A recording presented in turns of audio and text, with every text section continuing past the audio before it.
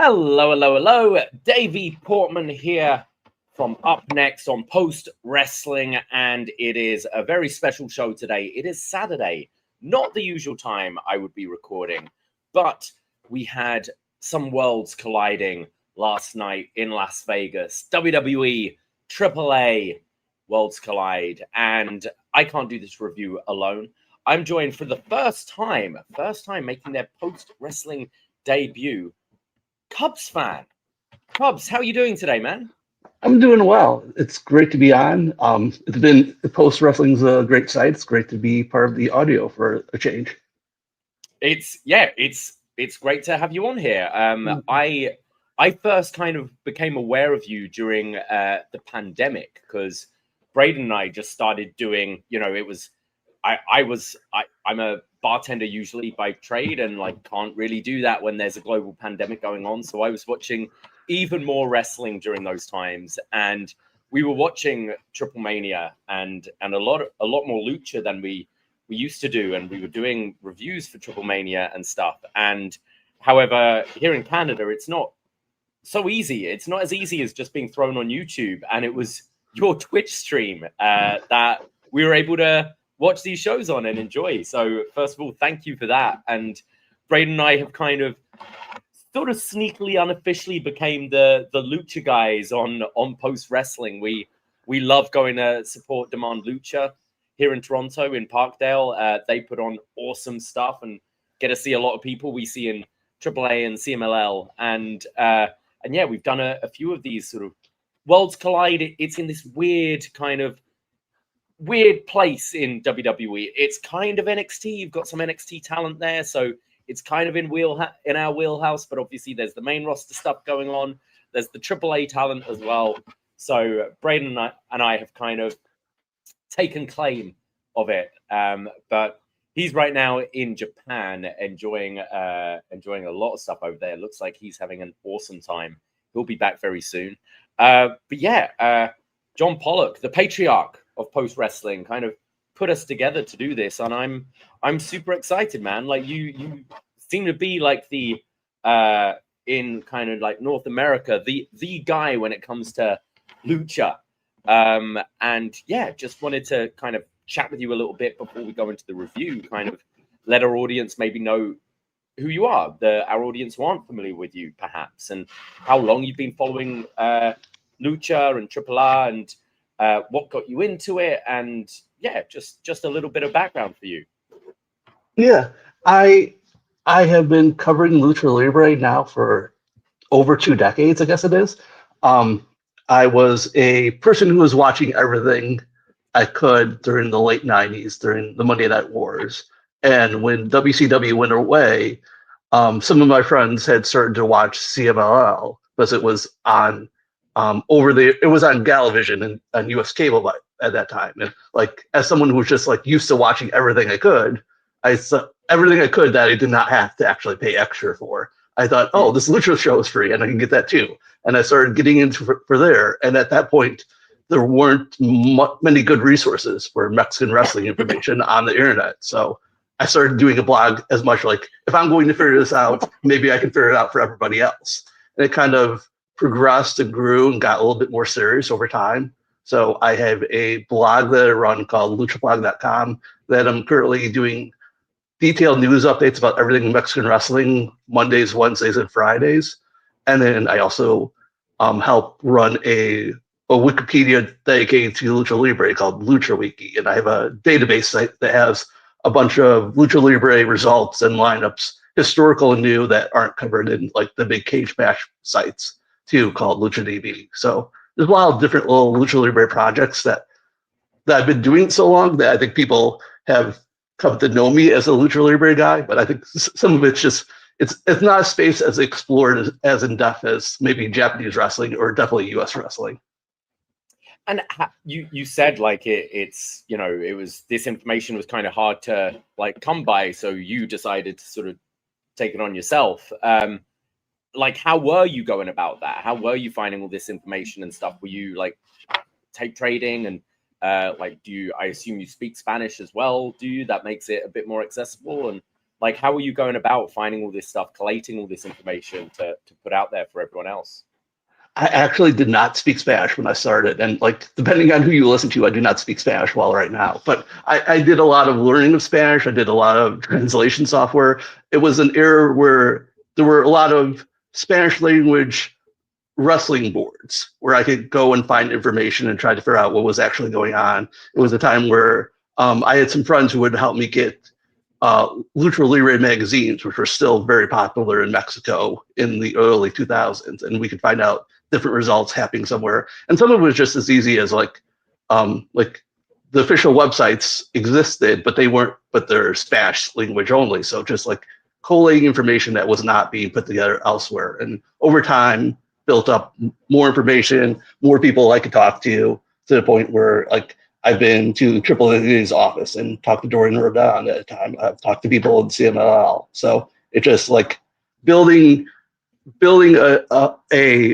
a warehouse of information and just talk and working at it every day to get a little bit better at it.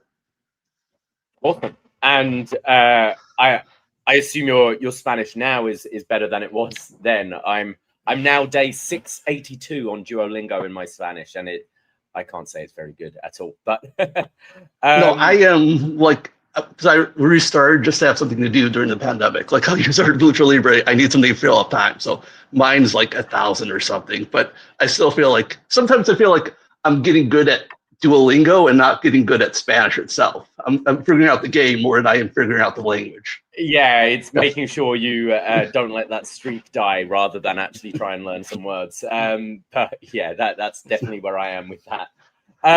So, you know, the beginning of this year around WrestleMania time, we heard about this kind of acquisition of AAA from WWE. This is now our third show. We had the Triple Mania show. We had the Other Worlds Collide. Now this Worlds Collide. How have you been finding this so far? As someone who has been following AAA for a long, long time, what have you liked so far about the kind of WWE AAA, and what stuff maybe don't you like, or what are you maybe concerned about or excited about with this acquisition?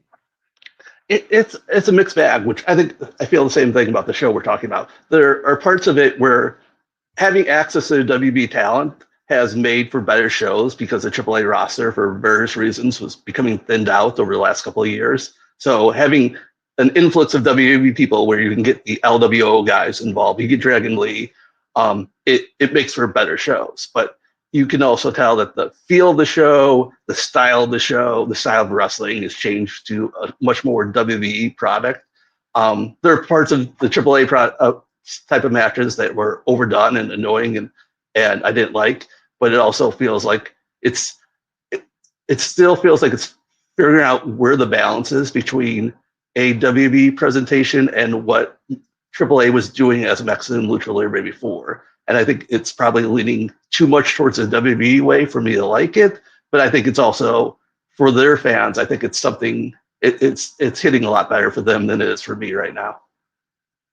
Yeah, like from what, as I said, I'm not an expert on AAA or Lucha Wrestling, but have been kind of dabbling in it the last few years since the pandemic. And for me, some of the stuff I really enjoy about AAA in particular is kind of trying to think of the right word, almost like car crash nature of it. The chaos. The chaos. And, you know, it's just some ridiculous stuff. And I think I'd say probably my favorite thing about Triple Mania was that, like, Royal Rumble they did, because you got a lot of that. You got a lot of the wackiness, a lot of the crazy characters mixing it up, and felt like, you know, didn't feel quite as polished as maybe your WWE product. And that's kind of one of the things I like about it. But then I'm used to tuning in to watching Triple Mania and seeing some incredibly bloody hair versus mask match with Hugo Savinovich unnecessarily taking a blade job and that kind of thing. And, you know, that was something that I found was missing from that show. Now, Worlds Collide is more of a WWE branded show. It's more like our wrestlers be their wrestlers, that kind of thing. So I think it's going to be interesting moving forward, more the sort of pure AAA branded shows, your Triple Manias, etc., to see where it is from there. Even like how do you feel about the ring changing? More of a WWE style ring than your six-sided ring that AAA had. Yeah, I think because AAA had gotten away from using a six-sided ring, it does not feel a bit of a difference. But it's like you like the things that are unique about a promotion. You don't like seeing them disappear as much. And that was something that AAA had that no one else had. I don't know that the wrestlers always love that because it's just a strange environment, but it is like one of those unique things that I wish they had kept going. Yeah, we've had the same kind of conversations around TNA, right? Like as soon as they moved away from that, it kind of feels like it lost something that was part of their identity and what made them unique and stand out from other promotions. Although, yeah, I have heard in interviews a lot of wrestlers being like, I'm not particularly a fan of those six-sided rings. Those ropes hurt a lot more. Well, let's dive into the review, I think. Worlds Collide from Las Vegas, Nevada at the Cox Pavilion at Thomas and Mack Center. And we see Shawn Michaels, Triple H, and The Undertaker arrive. 3 Lucha Libre legends just arriving in Las Vegas here. Undertaker, I believe, has been more on the creative team for AAA. Isn't that right? Yeah, it's like the reports vary about how deeply he's involved, but he's definitely been attending even the tapings that are not airing in the US. He's been at all the AAA shows. Interesting. We see Penta arrive, Rey Mysterio, and Dominik Mysterio, and then El Hijo del Vikingo, the AAA Mega Champion, arrives, and Vegas are booing this man. Can you maybe fill in for our audience exactly why Vikingo's getting all these boos? Like for a lot of us, we saw him, a couple of years ago having that dream match with Kenny Omega and just lighting the world on fire in AEW, and now he seems to be incredibly hated as the babyface they're presenting in AAA. Maybe fill us in why these audience aren't taking to Vikingo. I think it started because when Vikingo was champion, the AAA business was not going as well. It was a down period in business. And when Vikingo was champion, he'd be doing the match third or fourth from the top, where he was defending against, the last Triple Mania he defended his title against was against Daga, Speedball Bailey, and Jack Cartwheel, which those good names have a really great match. But those AAA fans saw that he was taking down the prestige of the title by wrestling mid-card guys instead of the top guys they wanted to see. So when they gave the title to Alberto Del Rio, and he started defending against the top guys in AAA instead, and win all the time and look like a dominant champion, then that was the champion they had been looking for. So going back to Vikingo after Alberto told them was like, they're going back to a person when AAA wasn't as cool and he wasn't doing as well as champion. They saw that as a backward step. And I think they also saw it as WWE putting their influence on AAA to change AAA. Why they decide to boo Vikingo instead of the promotion is just kind of how fans react to things. But at this point, I don't think a lot of people in Vegas are keeping up with AAA TV every week. I think it's just they're booing him because they saw him get booed at Triple Mania, and they know that that's the thing to boo him at this point. I was kind of hoping it didn't happen. I was kind of hoping it maybe the U.S. fans would react differently than the Mexican fans. But once he showed up and he got those boos, it was this is probably not going to work out for him much longer in this position. Yeah, that was going to be my next question. What was your sense of this crowd? It did seem very much a WWE crowd going to see it rather than necessarily your lucha crowd. This is in Vegas, it's not Mexico. And we do see those copycat crowds, and Dominik has been getting very popular. So I wasn't particularly surprised, but it does seem that has caught on and people did take notice of that from Triple Mania and carrying it through now. And it'll be interesting to see where they go with that. Obviously in the main event, him dropping the title to Dominik. Could we see down the line a bit of a double turn between the two? Do you see them trying to maintain Vikingo as a babyface moving forward, or just go with these boos and position him more as a heel? What are your thoughts there? I think it's a tricky situation because his wrestling style does not really lend himself to be a good heel. He's like the underdog, a flying babyface. It's a tough transition to a heel character, but like we'll get into it later. But Grande Americano was involved with the finish, so that might be his next program. They kind of hinted that at a taping they did in Mexico that those two might be fighting next. And in Mexico, Grande Americano is being received like as the face of the feud. So he might be forced in the situation where he's booed regardless of if he's a good guy or not still. We have Ada Cuevas singing the Mexican national anthem. I do apologize in advance for any mispronunciations on this show. And then Lillian Garcia singing the US national anthem. We go to our commentary teams. The US commentary team made up of Corey Graves, JBL, and Conan. We saw these three on the last show. Obviously, Conan and Corey on the first Worlds Collide. What do you make of this three-man booth? It's kind of weird because I think it's all three men sometimes appear to be heels. I mean, Conan will be against the baby faces if it's the right baby faces. JBL is normally a heel, and then Corey even at sometimes seemed like, I don't know if it was just because he was hanging out with those two, but it was just he was also against the baby faces at points. It was just I think the commentary has improved though generally show from show. I think adding JBL so Conan did not have to carry as much of the talking has helped Conan out. There's less of him asking to tell a story before he tells a story. But they kind of have a better idea of the characters as it goes along. It's not like my favorite announcing team, but it's not something that's actually getting in the way of the broadcast at all. Yeah, I agree. And there are some funny one-liners, maybe unintentionally sometimes from Conan, which I do always enjoy. We have attendance reported of 2,485. Obviously, nowhere near as big as some of their previous shows. But I thought they made this place look good. I thought they made it sound good. A few technical glitches with the lights aside later on in the show. But yeah, I thought it was a pretty hot crowd for 2,500 people. We see Penta. Sorry, go for it. Yeah, sorry to jump in. Like, this is also the difference WWE made, because if AAA had tried to run this own show themselves in Las Vegas, there's no way they would be getting 2,500 people, and especially at the ticket prices they were charging. So it is making a difference. It is helping them make inroads in the US. Penta comes out and he cuts a promo in Spanish. He's asking how everyone's doing, gets everyone chanting Mexico, and just poses with the Mexican flag, just getting this crowd going to kick things off. And we see our first match is Octagon Jr., Laredo Kid, La Parka, and Mascarita Sagrada.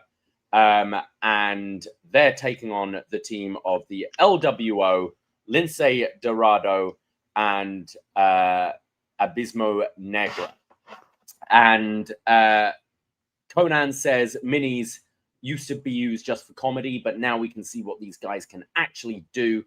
And JBL says how much he'd like to have get a trash can involved with Mascarita Sagrada, and he would hit him like he's Aaron Judge. We go to the match, and there's a big top rope super Frankensteiner from Laredo Kid to Del Toro, but Del Toro lands on his feet, follows up with a Spanish fly, and almost lands on his head with this one. Looked kind of nasty. Wild tags in and delivers a standing moonsault for a 2 count. And Conan talks about being with Jake the Snake the night before in Vegas, and kind of reference maybe spending all his money at a strip club. This is when La Parka comes in and starts dancing, probably different from the dances that Conan and Jake the Snake were seeing. Wild starts to dance with him, and then La Parka gets on top of him, gets the better of him.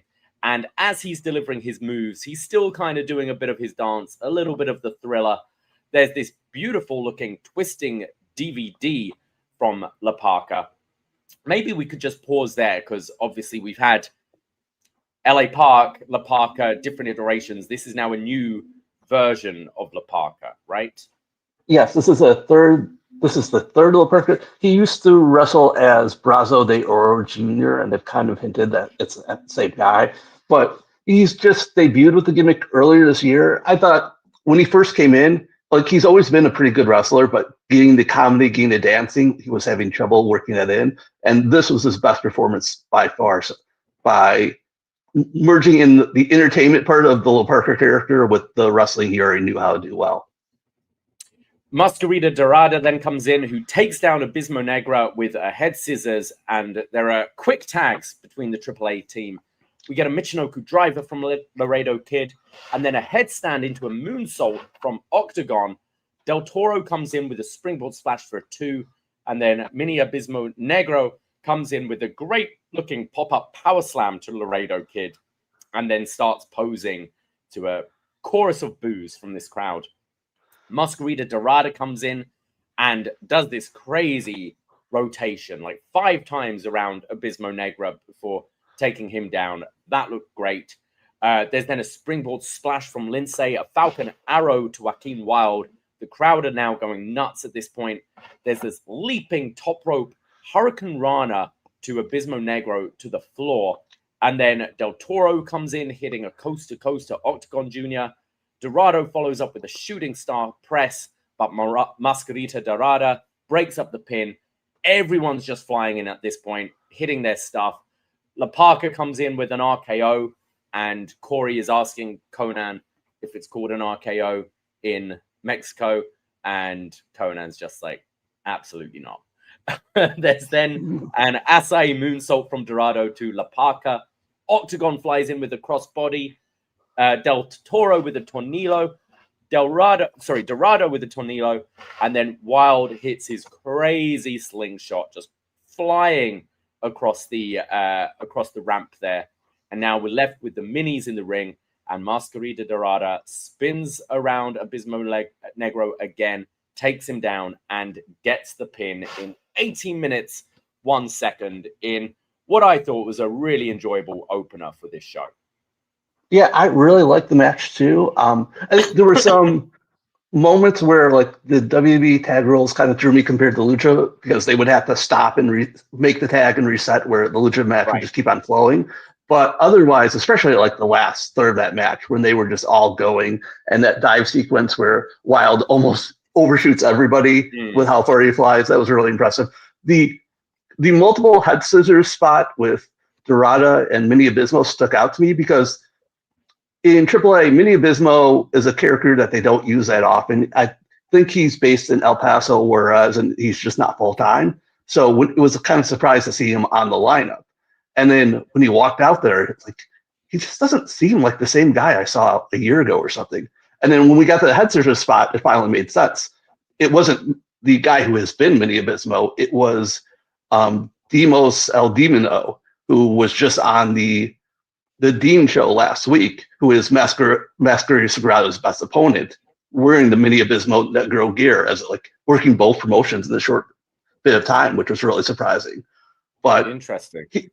He was like, he does a lot of hardcore, a lot of deathmatch stuff, but he's always been like a great base and a great opponent for Mascarita Sagrada. So if they're going to use him, if they're going to use Sagrada more, they really should bring in this guy as Mini Abismo or whatever name they want to give him, because those two were great as usual against each other. Yeah, I that's super interesting. Thank you. I really enjoyed this match. I think actually this was probably my favorite match of the show. I just got that real lucha feel, what you want from it. Just a lot of action, a lot going on, a lot of cool high spots. And I do wish, you mentioned the tag rules. I do wish that they'd implement lucha tag rules for these shows. I think there are just certain things that you should keep hold of that makes it authentically different. And you've got your commentary team there that can talk us through that, and that, you know, as if someone leaves the ring, you can come in a lucha tag match. You don't necessarily need to tag. I would like that, but all these shows, and I always say the same when they come back down to NXT, just remind me how good Joaquin Wilde and Del Toro are, and just wish they were used more on the main roster and taken a bit more seriously on the main roster, we have a tag division on Raw, which is completely non-existent. And I'd love to see these guys getting more of a push. And I do love that we have shows like this that can showcase some of the, lesser used mid-card WWE talent. But these two should be mixing it up with, those SmackDown teams, your Fraxiums of the world and Street Profits and all that, because I think they always put on such great matches. Yeah, I really enjoy the work. I've enjoyed it back since they were both separately in AAA over the years. So I am glad they're getting at least the opportunity to show what they can do in longer matches when these shows come along. And I would hope that even if they do get featured more Raw or SmackDown, that they remain being regulars on these shows if they're going to be like once every month, once every 2 months. Absolutely. We see Vero Rodriguez, who is interviewing Rey Mysterio when Dominik interrupts and tells Mysterio that he is going to be the first mega champion and double champion, the first Mysterio to be able to do these things, and tells Rey that when he wins tonight, Rey will have to put the title around his waist. And Rey goes, yeah, well, if that happens, okay, I will do that. And Dom says, thanks, son. And Finn Balor shows up and says, tonight, you're going to show the world that you're the best and you're going to win that championship alone. For me, this segment with Rey really tipped off for me that we're getting a title change in that main event. It did too. And then in that Penta opening interview, Penta ended it by saying that whoever wins, he wants a challenge for the title. And at that point, I thought that Vikingo might hold on to it, but as soon as Penta said he was challenging for it, I thought, oh, that has to be Dom. That would make a lot more sense as a match they do for AAA than Penta versus Vikingo. So I was hoping Vikingo would somehow figure it out, but at that point, I knew that was probably going to be a title change. We go next to our AAA Reina Championship #1 contenders match. Natalya taking on Faby Apache. We've seen Faby Apache a couple of times now in NXT. Tell us a little bit about her. Where does she stand in AAA? Like, is she one of the top women in the promotion? And yeah, just a little background around Faby Apache for our audience.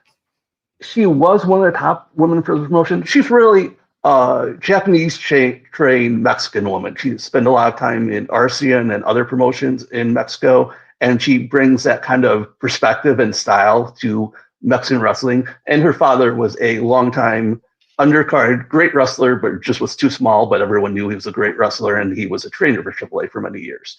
So she's like a very respected worker. She works stiffer and more realistic than a lot of different luchadors, and she kind of holds matches to like a higher standard, which has not always endeared her to the people she's worked with.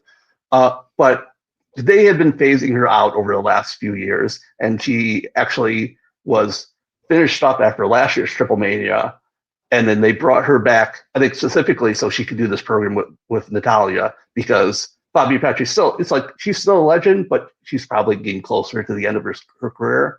But because like everyone knows who she is, and because she's had such a long history in AAA, that once they brought her back, she was immediately a top wrestler again, and it made sense for her to be someone in the hunt for the title. Probably not the person winning the title at this point, but to do this feud worked for what she's done in the past. And the current champion is Lady Flammer? Yes, Flammer. I think they've dropped the lady part because they had too many ladies. But yeah, it's Flammer is a popular. She's like the best worker of her group. There's just Las Toxicas, and so. But it's a division like AAA has not really put a lot of effort in the last few years. So Natalya comes out in her natty gimmick, as in the kind of shooter. None of the pink, none of her like typical ring gear. And she delivers a discus clothesline and shoulders in the corner, definitely going for more of a meaner approach. Natty goes for a surfboard and gets Faby Apache up. Apache breaks out and comes back with a high cross and a big boot for a 2 count, and locks in a cross arm breaker for applying a body lock. Natty tries breaking it with multiple punches to the face, so Apache grabs a guillotine with the body lock still applied. And then there's an ankle lock from Apache, which Natty breaks, goes for another discus clothesline, but eats a second big boot from Apache for a 2 count. We then have roll-ups back and forth, and then Natty catches with a roll-up, pinning Faby Apache in 9 minutes, 11 seconds. What did we make of this, Cubs? I like the parts of it when they were working stiff with each other. That discus forearm at the beginning of the match. There was that kick that Faby did late that looked just really impressive. I don't know. I understand what they were going for with the submission stuff, but I don't know that the fans were as into it as perhaps the wrestlers were. The roll-ups in the post-match really seemed to point that they were going to come back with this match at some point, but it was not so great that I had to see it again. Yeah, this didn't do a whole lot for me, unfortunately. I didn't think it particularly connected. I want Natty to go, if she's doing this sort of shooter gimmick, I want her to go even further with it. I didn't, apart from a couple of strikes, I didn't see her being much different from the regular Natalya. And I think we've seen that side on Bloodsport and stuff where she can bring out more of that meanness. And I just didn't think we quite got it here. I found this a little bit underwhelming, personally. But what do you make as Natty and Flammer as a next match? I think Natty would not be a bad choice as champion, but then you have the image problem where if you have Dominik being the men's champion and WWE's Natalya as the AAA women's champion, the Reina champions, I'm not sure how well that's going to go over. And Natalya, on some of these outside appearances, has shown more willingness to lose, so maybe it's just a way to build up Flammer for a different one. But like, there's nothing really going on that's exciting me about the AAA women's division, so they could really do anything. It'd be just fine for me. We see Chewy Martinez backstage with the New Day and Big G, Grayson Waller, and he asks them about their new look. They're all in black. Woods has a black cowboy hat on, and they say that it's not a new look, but it's a new attitude.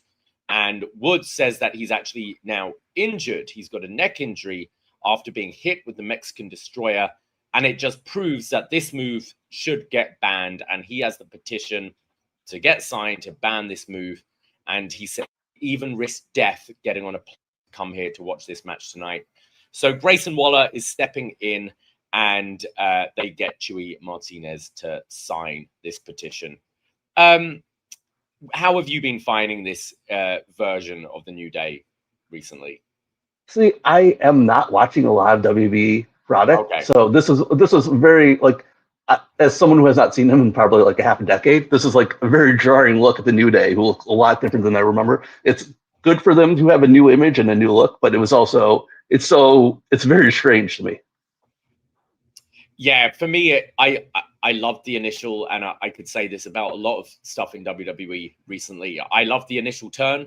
The stuff with Big E was great, and then it dropped far too into like comedic heels, and which just for me just makes them such a lower mid card act. The tag division on Raw is non-existent, and yeah, it really hasn't. I'd have loved to have seen them done the turn with Big E and actually been like way more meaner and serious. And it's unfortunate, like, you know, when you do a turn like that, and obviously Big E isn't clear to wrestle, so it's where is the payoff? And I can't see it's been particularly effective.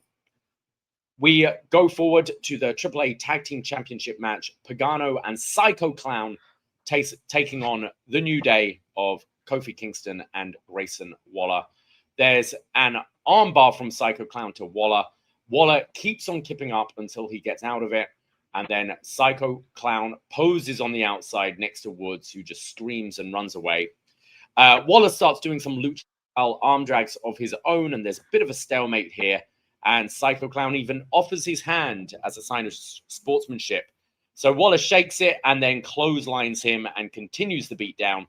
There's double drop kicks from Pagano and Psycho Clown to Kofi, and then a split-legged moonsault from Clown to Kofi for a 2 count. Waller comes in, grounding Psycho Clown, but he breaks free, makes the tag, goes to make the tag to Pagano, but he's already been knocked off the apron. And this is where Kofi keeps attempting to rip off the mask of Psycho Clown. He breaks free, delivers a crossbody but can't capitalize, finally makes the tag to Pagano, who comes in with a high knee and rolling elbows to the corner, catches Waller with a swinging neck breaker, a sidewalk slam for a 2, and then a con hilo and suicide dive from Pagano, tandem running knees in the corner, but Waller breaks up the pin. We then get a superplex off the top from Kofi, followed by the elbow drop from Waller. And then Psycho Clown removes his belt, starts whipping everyone. And Corey asks Conan, hey, is that legal in Mexico? And Conan just says, yes. Psycho Clown then rips his mask off, revealing sort of the ripped skin version of the mask underneath, which looked very cool. They hit tandem Mexican destroyers, a pop-up uppercut from Clown, and then followed by a magistral cradle to pick up the win, and Psycho Clown and Pagano retain in 16 minutes, 53 seconds. I thought the match was okay. I think parts of it were good. It just, as we were talking about earlier, this version of AAA does not have the chaos of the old version, and the old version would have, the Psycho belt shots would be one of 10 different things you would ask, should this be a DQ? Because in AAA previously, there really weren't any rules. There were like, if you fouled someone or if you unmasked someone, maybe they would call the DQ if they felt like it that day. But otherwise, it would just be, for these two guys in particular, Psycho Clown and Pagano, were like notorious for just having out of control matches that maybe did not hold together. And so to see them just having what's just like a regular tag match where they're doing arm bars and arm ringers is just a complete departure from what I'm used to with those guys. I think, given it's them trying to do something that's out of their comfort zone, I think they did fine with it, and I think their opponents worked well too. But it didn't have the attraction, and they didn't show the charisma they usually show when they've had those matches in the past. Yeah, I agree. I think when I was saying earlier about some of the like chaos you get when watching AAA, and it's not always the smoothest, prettiest wrestling in the world, but there's just some fun about the car crash nature of it. And these two are the two I think of that sum that up. Like when I think of Pagano, I just think of him, his face covered in blood and just having wild brawls and that kind of thing. And to sort of WWE-ify it and just have a WWE style tag match, I think it kind of exposes them a little bit as, that the sort of sloppy nature that can be kind of endearing on a AAA, just kind of comes across sloppy in a tag match against WWE guys where they're trying to work that style. So this one didn't really, there were some fun moments in it. I like the stuff. Like, I think that Psycho Clown mask is really cool. Like the reveal of the face underneath is really good. But I didn't think it did a whole lot for me. And I'm really not into the New Day and Grayson Waller pairing at the moment either. So yeah, I don't know. I think it's going to be interesting for me with two and some of the other characters, if you are leaning away with what made AAA, in my eyes, AAA. We have the match. The Wyatt Six come out and they just absolutely destroy Pagano and Psycho Clown and pose with both sets of tag titles at the end. So I assume that is the match we're going to at the next event. We go to our next match. Lola Vice and Mr. Iguana taking on Roxanne Perez and Finn Balor.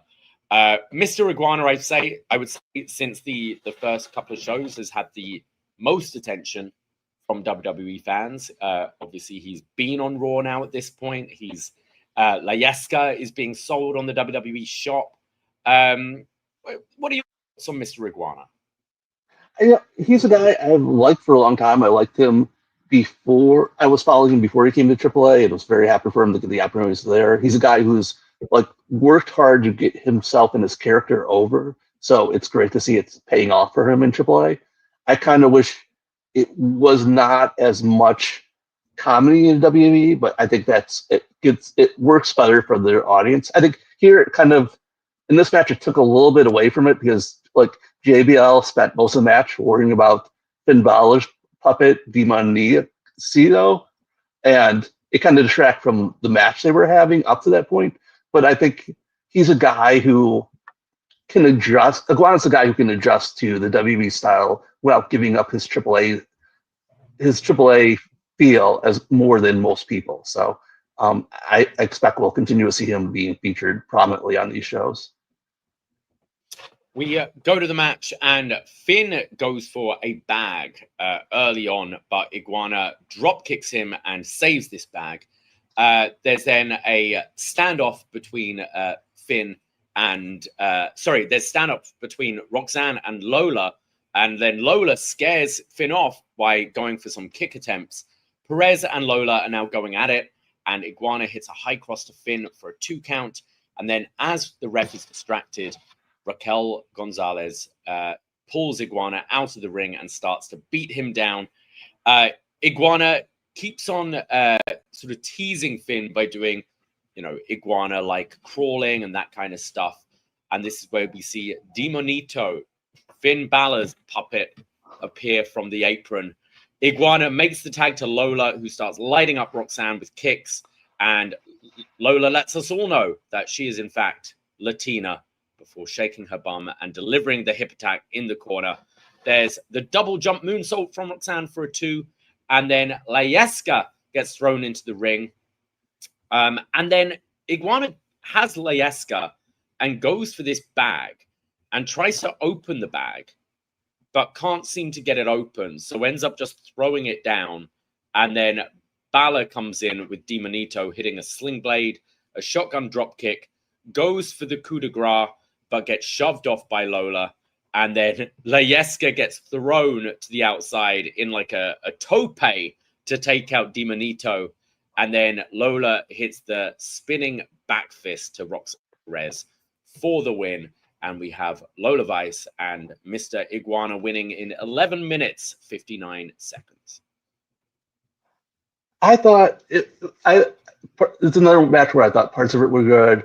I thought maybe a little bit too much comedy, but the work in between it was really good. And I think the people liked the comedy, so it just may have been not for me, but successful overall. This was another match, though, where they cut to JC Jane before the match and the crowd watching it. And it kind of gave it away that, oh, yeah, Lola Vice has to win this. So she has a title shot coming up at No Mercy. Like the segment before where Grayson Waller's suddenly in the tag match, that kind of gave you a clue that Grayson Waller's taking the pin and they're trying to find a way out of it. So I think that was a problem up and down the show where it's not a show where there's a lot of build to these matches, and then they kind of told you, okay, this team is going to win, this person is going to win. It could have used a little bit more intrigue than we got, a little bit more excitement. Yeah, I completely agree. I thought they were like tipping us off quite a lot throughout this show with the results.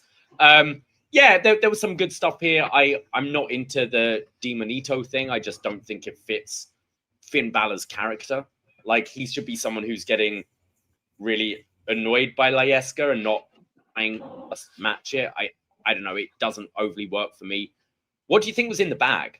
Do you think it was another version of the Iguana? Because he just abandoned this thing. He couldn't get it open and just threw it on the ground.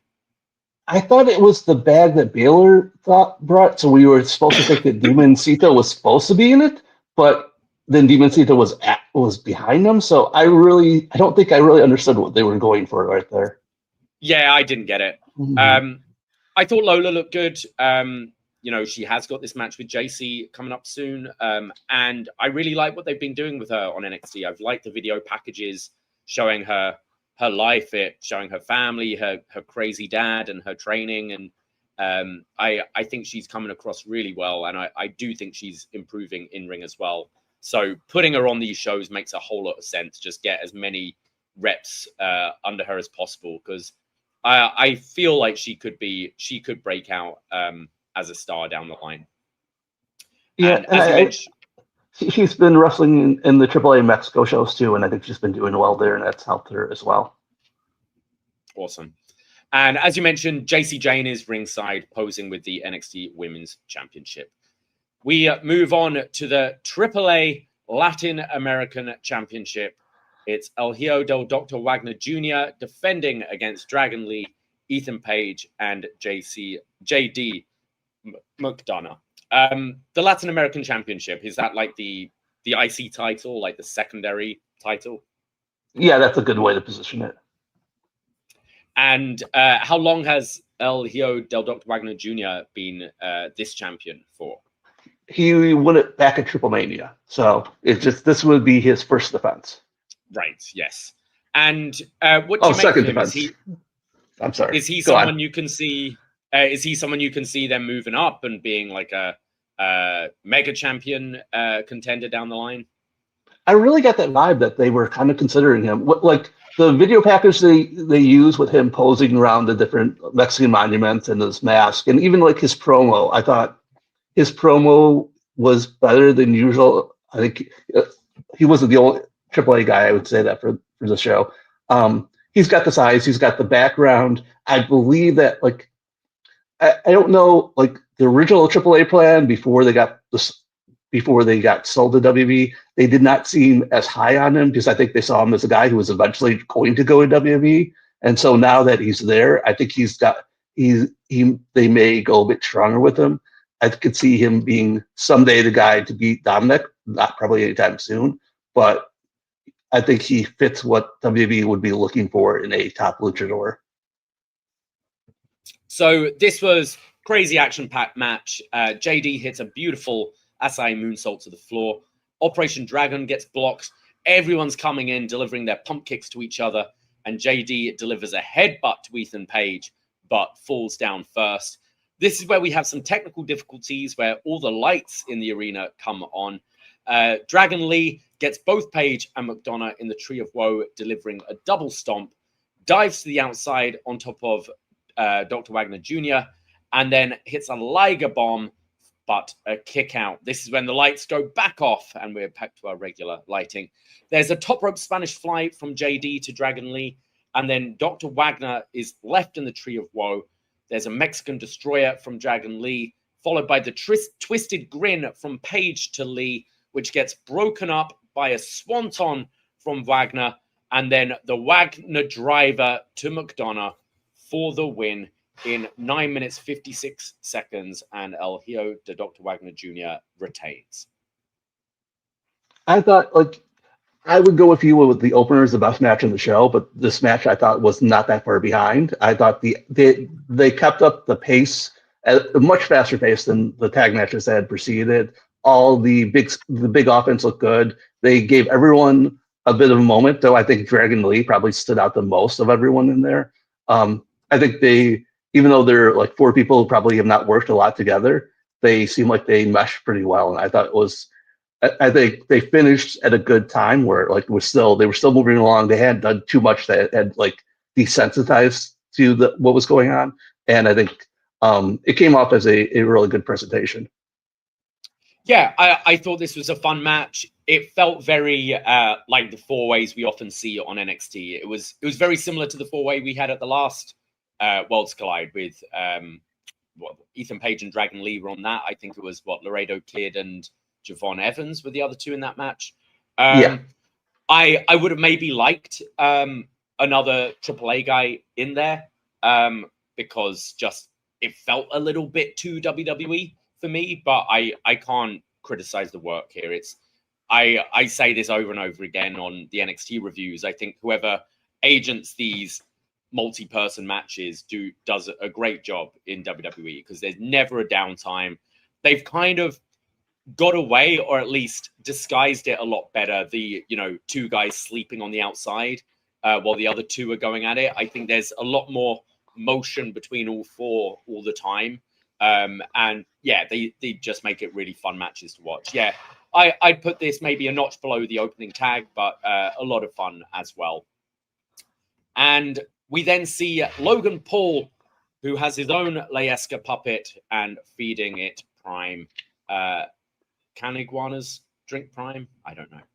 And we go to our main event for the AAA Mega Championship. El Hijo del Vikingo defending against Dominik Mysterio. And as we said, Dom has to go out and do this on his own. That doesn't last very long. Dom goes for a 619 early, but that gets blocked. And then Vikingo crosses the legs of Dom. And kind of applies this like surfboard stretch, but across his back, which looked really nice. Dom offers his hand in a sign of sportsmanship, but kicks him in the gut. Vikingo comes in with this head scissor takedown and drop kick, sending Dom to the outside, and then hits this tope suicida head first, which looked lovely. There's the three amigos from Dom, and Dom continues to beat down Vikingo and poses with the AAA championship. Vikingo then leaps off the top rope, but gets caught with a sit-out powerbomb. Dom goes for the 619 again, but gets caught, and then gets planted just face first to the mat. Vikingo drags him to the corner, hits the 450, but it's only a 2 count. And this is where Balor and McDonagh run out, which causes a distraction, allowing Dom to get back into it, hitting the Michinoku driver for a 2 count. And then Dom puts a lucha mask, and he attempts loading it with the metal plate, but Vikingo takes him out. This is when Dragon Lee runs out to take out Judgment Day, but the numbers get the advantage on him. They're beating him down when Rey Mysterio runs out with a steel chair and just attacks them, chasing Judgment Day to the back. Vikingo then goes up top, hits the 630. It's a 1, it's a 2, and the ref gets dragged out, and it's El Grande Americano. This allows Dom to hit the 619 and the frog splash, but there's no referee. The zombie ref runs out. It's a 1, it's a 2, it's a kick out. Vikingo comes back with a Poisonrana, tries to remove the mask off of El Grande Americano, but while he's doing this, Dom loads the mask and delivers a running headbutt, goes up top, hits frog splash, and wins the AAA Mega Championship in 18 minutes, 21 seconds. And at the end of the show, Rey comes out and begrudgingly has to strap up his son as Judgment Day come out and celebrate, and the show goes off. Yeah, I have so much mixed feelings about this main event. It's like it was absolutely the match and the outcome, and even the match style that the people in the crowd wanted to see. But it was also like in different ways sad about AAA stuff. It's like Vikingo should lose. It was not the right time. WWE should not put the title on Vikingo to begin with. I think it would have helped him a lot if he got built up before doing that. And so it's the right move to take him off the title. But it's also watching that match and seeing the WWE version of Vikingo where he does maybe 2 or 3 crazy things instead of 15 crazy things like you might have done in AAA. It's like, I'm not really sure if I'm going to get to see the old Vikingo again at that point after seeing that match. And then there are little things that really don't matter in the long run. Like they're obsessed with this idea that Dom or Grande Americano was loading his mask. And that's a great 70s, 80s US territory thing. That's never been something people have done in Lucha Libre. They would do a foul, they would do a mask fall. It doesn't really make a difference, but it's one of those little things that let you know that they really aren't really paying attention to Mexican wrestling, that they're doing what they know, but they have not watched enough to know what works for Mexican wrestling stuff. And then the poster kind of gave away that Grande Americano was supposed to be on that show. So when that referee slides to make the count on the 630 and shows both his legs outside the ring, he's just kind of waiting for Grande Americano to come out there and pull him out. It was kind of interesting after a match that Dom hugged Grande Americano and the rest of Judgment Day made very unhappy faces. So they continue to go whatever direction they are to eventually breaking that group up. And I think Dom and Rey having the belt stuff at the end, it's like if they're going to Dom and Rey going for that AAA belt at WrestleMania, I think that'll be a big deal. They keep pushing the idea that Rey never won that title. So at some point they're probably doing that match. But like from a WWE standpoint, a lot of the stuff makes sense. As a AAA fan, it was like, this is not going to be the AAA I'm going to like going forward, is it? But I can't blame them for doing it. It's working for the people they're trying to make it work. Yeah, I know what you mean. It becomes another WWE title at that point rather than its own kind of separate thing. And yeah, I thought I'm not surprised Dom won, and I don't think it's necessarily the worst idea. I think Dom is so popular right now, and I think Rey eventually winning this whether it be at a WrestleMania or a big AAA event, will, like, I'm sure that will sell tickets. You know, Rey Mysterio going for this championship, I think will absolutely sell tickets. And Dom has improved so much since the last time they had their match with each other. Yeah, I thought the match was fine. I think it's clear, you know, since injuries and stuff, that Vikingo's not quite as spectacular as he was a couple of years ago, and which makes it a bit of a weird time, I find, with him. Like, WWE fans have seen him, you know, getting these boos, getting this negative reaction, and I'm not seeing enough that makes him different anymore. You know, he's hitting the 450 and a suicide dive kind of thing, but a lot of guys do that, and obviously his body, like some of the stuff he used to do, he probably can't do anymore. But it's a shame, because I think he's lost a lot of stuff that made him really special, and I don't think his new style has particularly like found something new. Whereas I think you know, an Ospreay, let's say, has developed his style to be a little, I mean, he still takes a lot of risks, but not quite as flippy as he used to be, but still has a move set which is still equally spectacular. I don't know if Vikingo's still trying to figure that out a little bit, and then you've got the very, you know, WWE end of the match with multiple run-ins and refs being pulled out and loaded masks and that. So yeah, it felt very, very WWE-ified to me. But overall, I thought it was a fun show. I certainly didn't hate watching this. I thought it was a pretty easy watch. There was a lot of fun stuff to have on there, but it didn't maybe feel quite as important as the last couple of shows that I felt. And I think even the promotion of this one didn't quite have the buzz that both Triple Mania and the last iteration of Worlds Collide had. Yeah, I feel the same way. I think there's overall, the problem with AAA is that there's no AAA narrative right now. It's just, we have these special events and the matches just get dropped suddenly, and maybe one or two are built up, but the rest are just matches they've just come up with on that moment. I don't know if they're like waiting to get that US TV deal to start pushing more storylines and doing more stuff in it. But coming out of the show, they built up stuff for future WB shows, but we don't know when the next AAA special will be. We know that there's a AAA show in Mexico in a couple of weeks, but we don't know. But the US fans won't see that and won't know much about it besides what they see on social media. There's no sequence of events. There's no narrative or like flow of these events that I think is kind of missing at this point to build wrestlers up. And I think still, though, it's like an easy watch. I'm not like, there's definitely been AAA shows where I've come back after 4 hours and thought, wow, that was a complete waste of my time. I should not watch that. With the show, with the W shows, they've been consistently a solid level performance. They don't have as high ceiling as maybe some other shows, but they're never going to be bad. And at least that's something to be thankful for with AAA. Yeah. Like the TV, how often is it weekly TV they run? And like, how would you go about watching it if you're outside of Mexico? They have a weekly TV show, but they tape irregularly. They don't like tape every Monday or something. They tape every maybe 3 weeks, and then they split up the different TV shows. And a lot of times, like in the last month, the TV, the order they've taped stuff and the order they're airing it it's not the same order. It has not made a lot of sense. It's really a situation where, like, my best guess is they're trying to ride out the contracts they had for media deals before they get bought, and then sometime in January or something, they'll hit a reset button.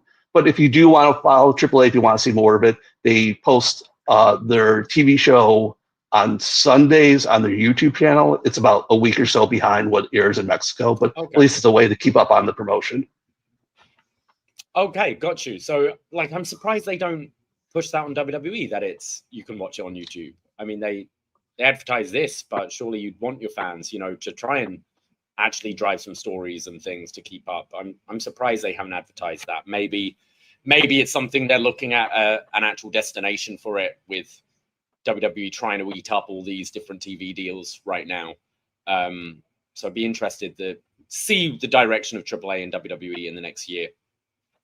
Yeah, I think a TV deal is going to be like where they get it or how soon they get it is going to be a big thing to tell how the company is going to go for the next few years.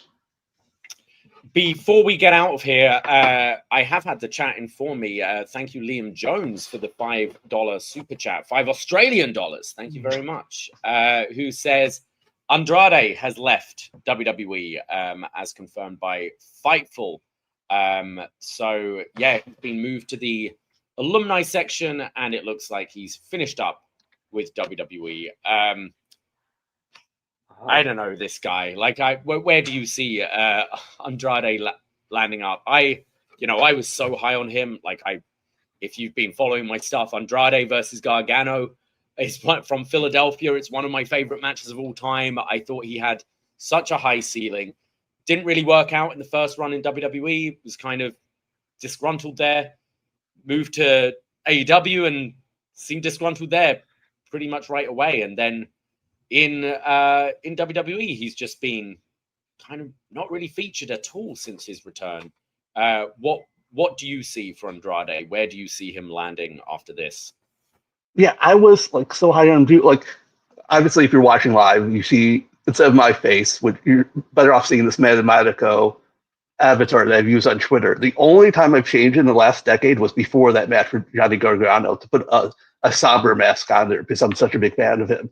And then people got mad at me because I changed the avatar, so I can't ever change it again. I was so high on him. I thought he would be. I didn't think he'd be a perfect fit for WWE, but I thought he'd be such a great worker that he would find the spot there. And I thought, it didn't work out for him there. He's such a good worker. He'll figure out AEW, and it did not work out for them. In my dream world, he's coming back to CMLL and he's having a bunch of matches, but like they're not going to pay him what WWE was going to pay him. And I guess like Tony Khan was like, he did not bury him on the way out. He said, we tried to work out a deal. It did not work out, but we wish him well. So maybe he'll go back there, but I can't see him fitting in there that well either or be happy there. I'm sure Rush would love to have him back and be back teaming with them. Sammy Guevara might get kicked to the curb. I would love to see him CML. I have no idea where he's going to go at this point. It just like maybe New Japan. I think New Japan could use him, and I think he liked his time there too. Yeah, I'm looking more at New Japan, who definitely need top guys there. They are struggling right now. You know, they haven't got their younger guys over. A lot of your top guys have left. Okada's gone, Ospreay's gone, Naito's gone, Tanahashi's going. I think that would be the best move for him. And, you don't need to focus as much on promos and that kind of thing in a New Japan. AEW, I think Tony Khan's being a lot more selective on who he brings in now. I don't see him signing Andrade back. It didn't work out really the first time. I'd say New Japan would be my option unless he ends up going back to CMLL. But obviously there is the tie-in with both promotions with AEW, right? Both CMLL and New Japan. Yeah, I think CMLL would love to have him back, but it's just like what he's been paid in AEW and what he's been paid in WWE. They're not going to come close to that, and they don't really have to come close to that because they're doing so well with what they have that they're not going to break the bank. But something where he makes some selected special appearances would make sense. Absolutely. Well, Cubs fan, thank you so much for joining me. That was a lot of fun. It was great to chat to you, and I'd love to have you on a show again sometime down the line. Thank you for making such a great post-wrestling debut. If you have any final thoughts or any plugs of what you've got going on and where our audience can find you. Yeah, thank you for having me on. This was a great time. You can find me at Twitter at LuchaBlog. You can find me at luchablog.com. This is a busy stretch for me, or for Mexican wrestling more. So we have this Worlds Collide show. I'll probably have a lot more to write about it on Monday. And we also, this Friday, has CML's Anniversary, which is their big show of the year. So I will have a big preview and a lot of stuff about that in the next few days. Awesome. Sounds good. Looking forward to it all. Well, thank you everyone for joining us in the chat today on this Saturday. I see all of you, Liam, Kale, JNP, Big Mac, Scrap Wrestling. Thank you, Jack, as well. Thank you all for joining in the chat today. We really appreciate it. John and Way obviously will be back for Rewind a Raw on Monday. I'm sure they'll be giving some of their thoughts on Worlds Collide as well as the departure of Andrade. So check them out. And if you don't already follow my stuff, please do. I host a little show on this very network called Up Next every Tuesday. This Tuesday, I'll be joined back with Braden Harrington as we'll be recording in Ottawa, as we've got a little job going on there. So we'll be reviewing the NXT show, NXT Homecoming this Tuesday. But you can find our other work over at Poison Rana. Go to Poisonrana.ca or search for Poison Rana wherever you find your podcasts. We have a bunch of shows on there. We do our weekly Sunday news show. I'm skipping it this week because Braden's still away and I recorded this show, but we'll be back next Sunday with that. And we have a Patreon, patreon.com/PoisonRana, where we have so many things going on. Just released our show, Best Match Ever, AJ Lee, where I was joined by B Detroit to talk about the best matches and moments of AJ Lee's first run in WWE, including a really good match with Naomi, a little hidden gem from NXT. We've got our John Cena show that's ongoing. The Champ is Here, where we're going through every single title reign of John Cena. And then a bunch of movie reviews and old wrestling reviews for you to enjoy as well, including our review of WrestlePalooza 1997 from ECW. You can check it all out at Poisonrana.ca. Cubs, thank you very much for joining me. I hope you enjoy the rest of your weekend. And as to you guys, thank you as well. Take care. Goodbye. Be safe. Ahoy.